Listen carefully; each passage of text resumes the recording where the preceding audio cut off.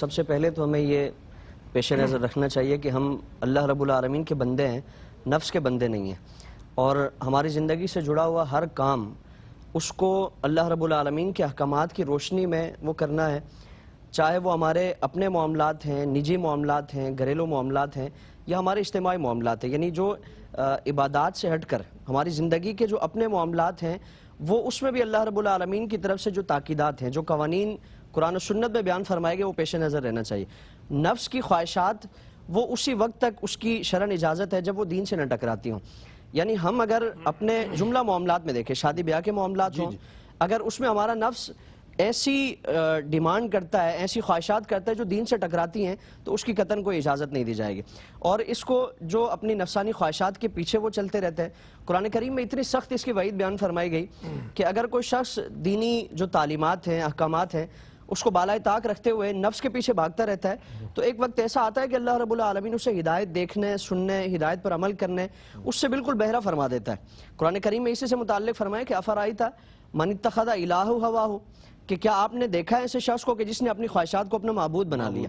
یعنی معبود صرف معبود کے حکم کے مطابق اس نے اپنی جملہ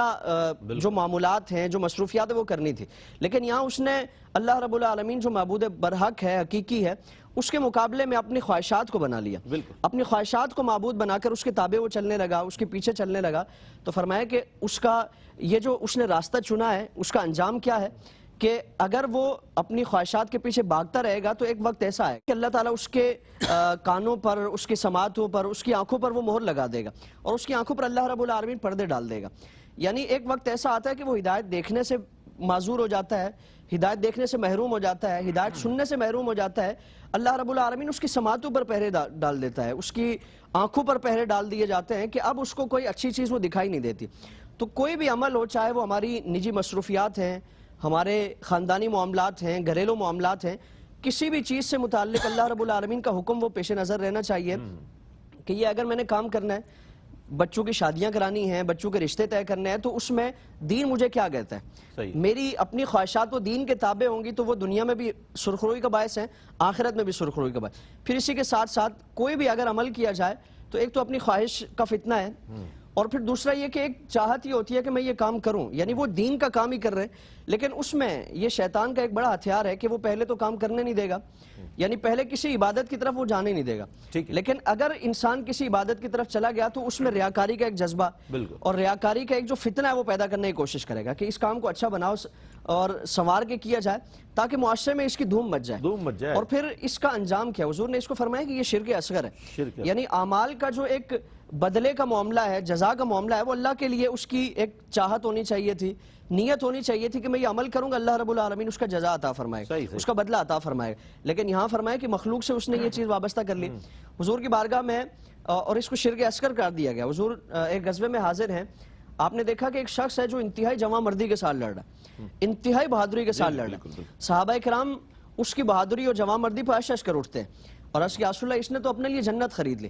اب حضور نے فرمایا کہ یہ جہنمی ہے۔ اب صحابہ کرام ایک عجیب مخمصے کا شکار ہیں کہ ہم یعنی کیسے یہ جہنمی ہو سکتا ہے کہ اتنا اپنی جان ہتھیلی پر رکھ کے یہ کفار سے مقابلہ کر رہا ہے، لیکن حضور کا فرمان تو دنیا کا نظام درم برم ہو سکتا ہے، حضور کے فرمان میں کوئی وہ تبدیلی نہیں ہو سکتی یا حقیقت کے خلاف نہیں ہو سکتا۔ اب جنگ ختم ہوئی، صحابہ اکرام کو ایک تجسس ہے کہ ہم دیکھیں وہ شخص کہاں ہے۔ اب اس کی لاش کو ڈھونڈتے ڈھونڈتے پہنچے تو اس نے اپنے سینے میں چھرا گھونپا ہوا تھا، یعنی خودکشی، آخری اس کا انجام کیا ہے کہ خودکشی کر کے اس نے وہ اپنے آپ کو اپنی جان لے لی۔